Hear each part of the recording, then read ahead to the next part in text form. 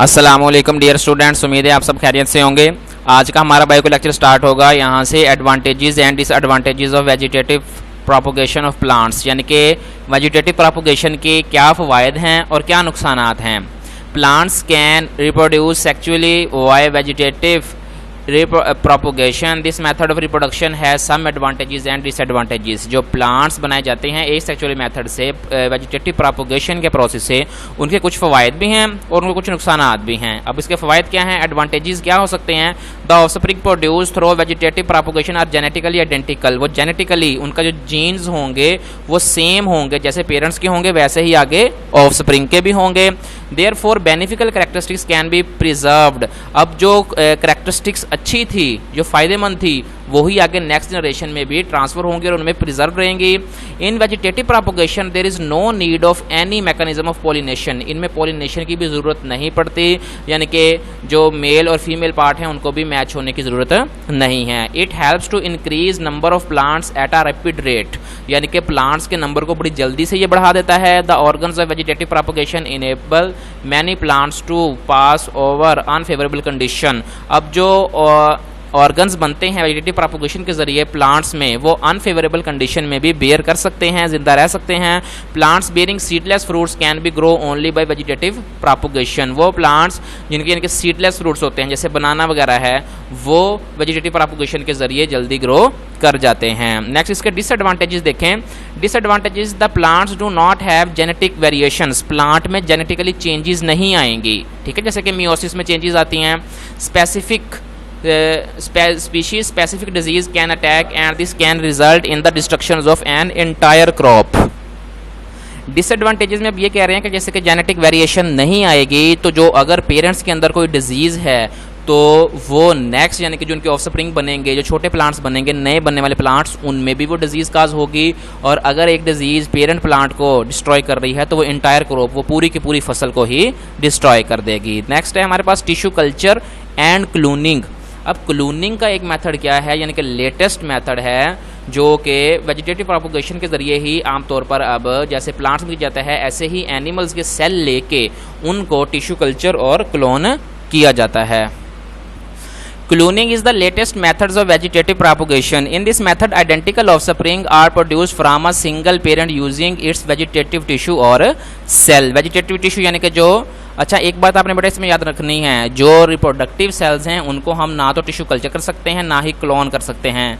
इसकी एक रीज़न है, वाई, क्योंकि वो आमतौर पर हैप्लॉइड होते हैं। तो जो हमारे पास सेल्स, सोमैटिक सेल्स हैं जो लिविंग ऑर्गेनिज्म की बॉडी में मौजूद हैं, उनकी हम क्लोनिंग कर सकते हैं। Tissue culture is a techniques applied in this method. इस मेथड में टिश्यू कल्चर किया जाता है। अब देखिए उसमें आगे प्रोसेस बता रहा है, tissues are taken from any part of plant and are put in a suitable nutrient medium. अब यहाँ पर उन्होंने प्लांट की एग्जाम्पल दी है कि आप प्लांट के किसी भी पार्ट की उसको कट करें और उसको सुटेबल मीडियम, यानी कि उस इन्वायरमेंट में रखें जो उसको ज़मीन में मिल रहा होता है।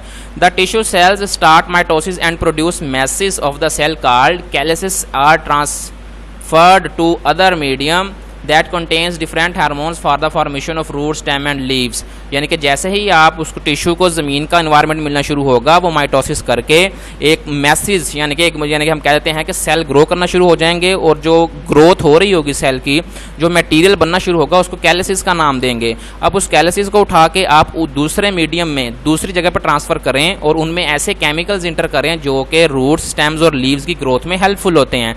कैलिसिस make the structure and grow into new small plants. जो कैलिसिस होगा वो ग्रो कर जाएगा और वो नए छोटे प्लांट में डिवेल्प हो जाएगा। The small plants are then planted in pots and then in fields. Small plants को आप छोटे गमलों वगैरह में या कैरियम वगैरह में लगा लें और उनके बाद उसको उठा के लगा दें आप खेतों में। This methods of propagation is called micro propagation since it uses only a small part of plant. इसको माइक्रो प्रोपोगेशन कहते हैं क्योंकि ये इस प्लांट के छोटे से पार्ट को इस्तेमाल करते हैं। नेक्स्ट है हमारा topic sexual reproduction in plants. अब देखें हमने ये सेक्चुअल रिप्रोडक्शन के प्रोसेस पढ़े, अब हम आ जाते हैं सेक्चुअल रिप्रोडक्शन में, यानी कि जैसे आम तौर पर ऑर्गेनिजम्स में, एनिमल्स में रिप्रोडक्शन होती है सेक्चुअल रिप्रोडक्शन, वैसे ही प्लांट्स में भी सेक्चुअल रिप्रोडक्शन होती है। अब सेक्चुअल रिप्रोडक्शन कैसे होगी, क्योंकि प्लांट्स के अंदर भी गैमेट्स मौजूद हैं जिनको स्पर्म्स और एग बोलेंगे हम, तो वो आपस में फ्यूज़ होंगे, ठीक है। Sexual reproduction in plants, sexual reproduction involves the production of gametes, sperms and egg cells and their fusion. ये इसकी डेफिनेशन लिखी गई है। Gametes are produced in special structures in a plant body, plant के body के अंदर special structures मौजूद हैं जिनके अंदर गैमेट्स प्रोड्यूस हो रहे हैं। The major plant groups are mosses, ferns and seed plants. जो मोसेस होते हैं और फर्न्स ये जो प्लांट्स होते हैं, और सीड प्लांट्स जिन प्लांट्स के बीज होते हैं, उनमें ये आमतौर पर ज़्यादा रिप्रोडक्शन होती है। The seed plants include gymnosperms and angiosperms. Angiosperms होते हैं फ्लावरिंग प्लांट, और जो gymnosperms non flowering plants. Plants groups use different methods for bringing the sperms and egg sales together. अब जो प्लांट्स हैं वो मुख्तलिफ मेथड्स को चूज़ करते हैं ताकि उनके जो स्पर्म्स और एग्स हैं वो एक दूसरे के साथ मिल सकें। In mosses and ferns, sperms are motile and can swim to egg cell. अब जो मोसिस और फर्म्स होते हैं, जो प्लांट्स हैं, इनमें जो स्पर्म्स हैं वो मोटाइल हैं, वो खुद हरकत कर सकते हैं, वो खुद ब खुद एग की तरफ मूव कर जाते हैं। Therefore these plants require water. In plants को वाटर की ज़रूरत होती है ताकि उनके जो स्पर्म्स हैं वो एग की तरफ मूव हो जाएँ, मूव कर जाएँ एग की तरफ। On the other hand, gymnosperms and angiosperms have special methods for carrying their sperms to the egg cells. They do not need water for reproduction. जो जिम्नोस्पर्म्स और एंजियोस्पर्म्स हैं उनके पास स्पेशल, उनके कुछ खास प्रोसेस हैं। जैसा कि आमतौर पर आपने देखा होगा कि जो मक्खियाँ वगैरह हैं, शहद की मक्खियाँ हैं, परिंदे हैं, एक जगह से उठ के दूसरी जगह बैठते हैं या हवा तेज़ चलती है, तो उनके लिए कुछ अलहदा मेथड्स हैं, उनको वाटर की ज़रूरत नहीं होती। आगे देखते हैं। In the life cycle of plants two different generation alternate which each other. अब देखें इसमें हमारे पास दो जनरेशनें बनेगी। एक जनरेशन होगी स्पोरोफाइट जनरेशन और नेक्स्ट होगी गमीटोफाइट जनरेशन। स्पोरोफाइट जनरेशन में स्पोर्स बनेंगे और गमीटोफाइट जनरेशन में गैमेट्स बनेंगे। One generation is diploid and produce spores. आपने याद रखना है कि जो स्पोर्स हैं वो डिप्लाइड होंगे, 2n होंगे। इस जनरेशन को हम स्पोरोफाइट जनरेशन बोलेंगे। The other generation is haploid and produce gametes. जो दूसरी जनरेशन है वो हैप्लाइड होगी, 1n होगी और वो गैमेट्स प्रोड्यूस करेगी। It is called gametophyte generation. The phenomena in which two different generation alternate with each other during life cycle is known as alternation of generation. अब ये डेफिनेशन पेपर में आती है, what is alternation of generation. ऐसा phenomena जिसमें दो generation, sporophyte change हो gametophyte में और गमीटोफाइट चेंज होती जाए स्पोरोफाइट्स में, उसको हम बोलते हैं अल्टरनेशन ऑफ जनरेशन।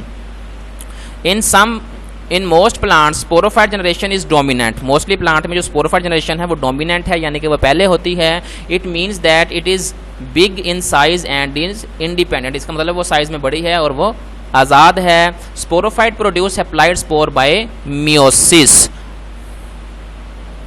जी बेटा देखें, स्पोरोफाइट जनरेशन जो है वो स्पोर्स बनाएंगी पहले मियोसिस के प्रोसेस से, ठीक है। The spores develop into gametophytes. जो स्पोर्स हैं वो दोबारा माइटोसिस के प्रोसेस से चेंज हो जाएंगे गैमेटोफाइट्स में। It is small in size and depends upon sporophyte.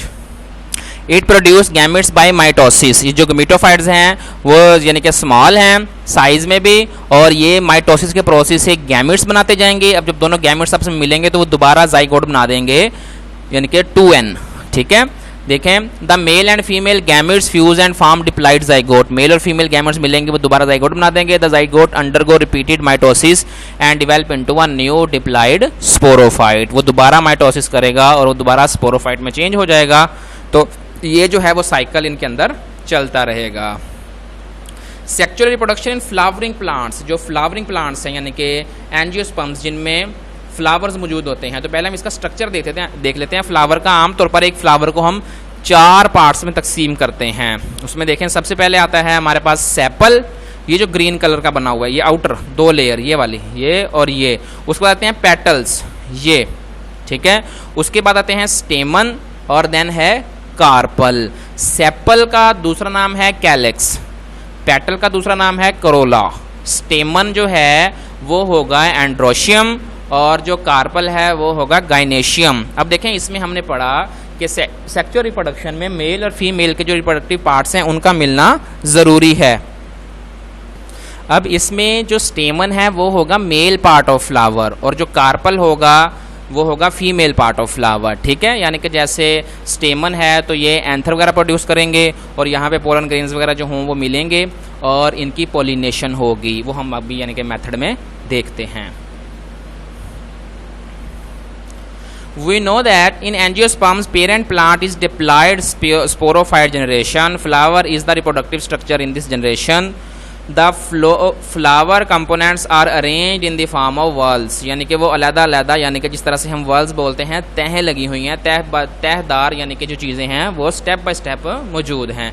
The outer two whorls in a flower are the non-reproductive whorls, while the inner two whorls are the reproductive whorls. ठीक है, ये बात आपने याद रखनी है, क्योंकि जो आउटर टू हैं वो हैं कैलेक्स और कोरोला, वो रिप्रोडक्शन में हिस्सा नहीं लेती. जो अंदर एंड्रोशियम और गैनेशियम में वो हिस्सा ले रही होंगी. देखें, calyx is the outer most whorl, यानी कि जिसको हम सेपल्स का नाम देते हैं. ठीक है, सेपल का दूसरा नाम है calyx.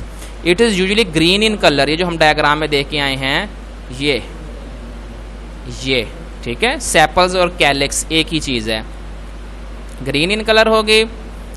Its individual units leaflets are called sepals. यानी कि अगर हम एक को देखेंगे तो वो sepals कहलाएगा. Sepals protects the inner walls at bud stage. यानी कि जैसे ही उसका प्लांट का बड बनता है तो वो बड स्टेज पे सेपल जो है वो इनर पार्ट्स को कवर कर रही होती है. Corolla is the next inner whorl and is often coloured brightly. जो कोरोला है वो नेक्स्ट है दूसरे वाला पार्ट, ये वाला हम देख सकते हैं.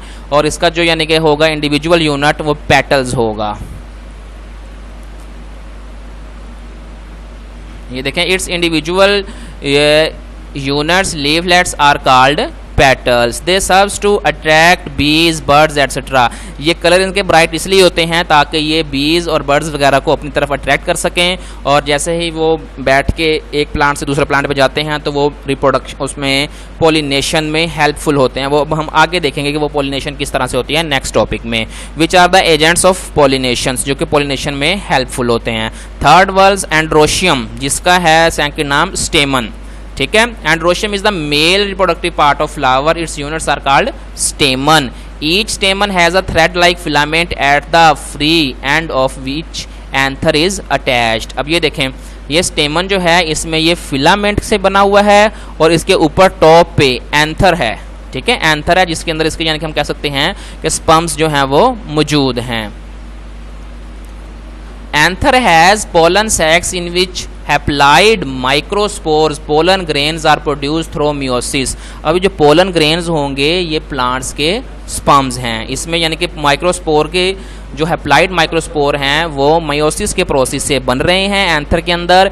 Each microspore germinates into the male gametophyte generation. During it the nucleus of microspore undergoes mitosis and produce two nuclei. ठीक हो गया बेटा, a tube nucleus and a generative nucleus. इसमें डबल न्यूक्लियाई बन जाएंगे, एक ट्यूब न्यूक्लियस और एक जो जनरेटिव न्यूक्लियस होगा.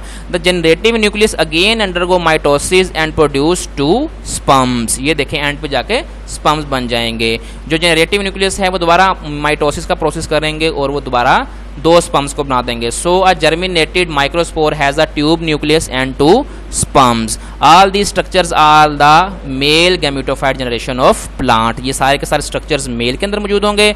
नेक्स्ट देखें, जो फोर्थ वर्ल है गाइनेशियम, ये वाला कार्पल जो इसका यूनिट है. Gynoecium is the female reproductive part of flower. Its units are called carpel.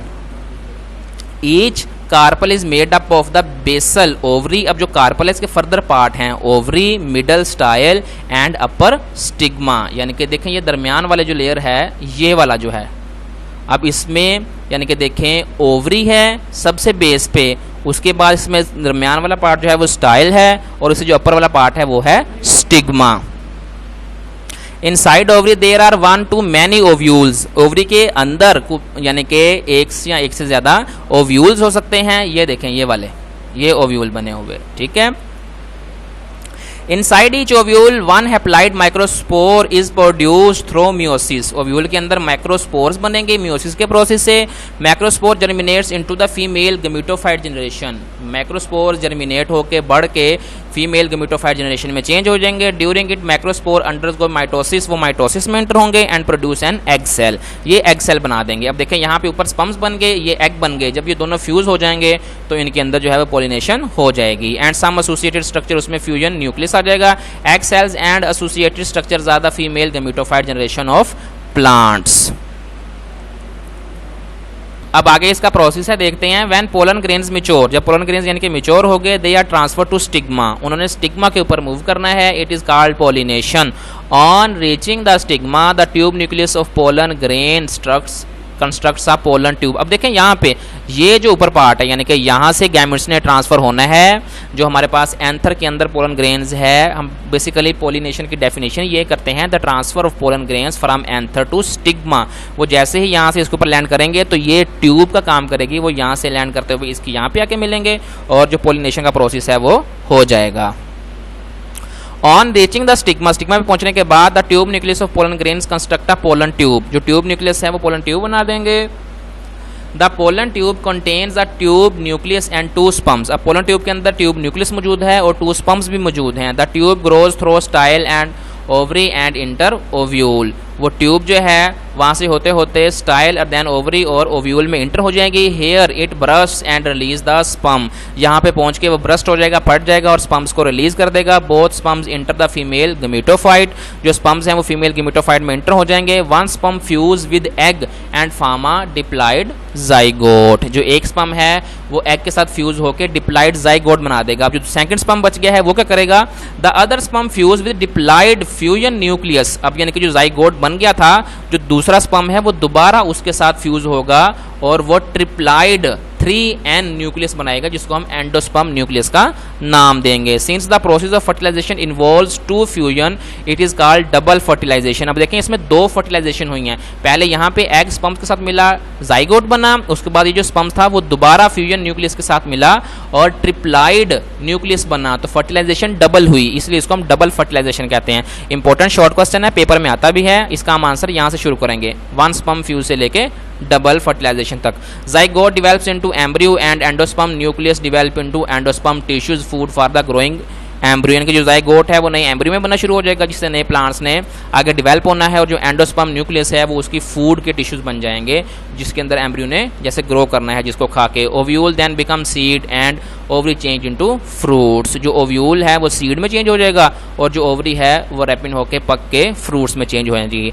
When seeds mature they are dispersed we shall discuss in the next section, इसको हम आगे देखेंगे। जैसे ही सीड मैच्योर होते हैं और उन्हें फैलना है, if seed get suitable condition, अगर जो बीज हैं उनको अपना मुनासिब माहौल मिल जाए, there embryo develops into a new plants, तो आगे अपने न्यू प्लांट्स बनाना शुरू कर देते हैं। ये बेटा लेक्चर से आगे ये नेक्स्ट डायग्राम है, इसमें उन्होंने इसका पूरा मेथड दिया हुआ है, ठीक है।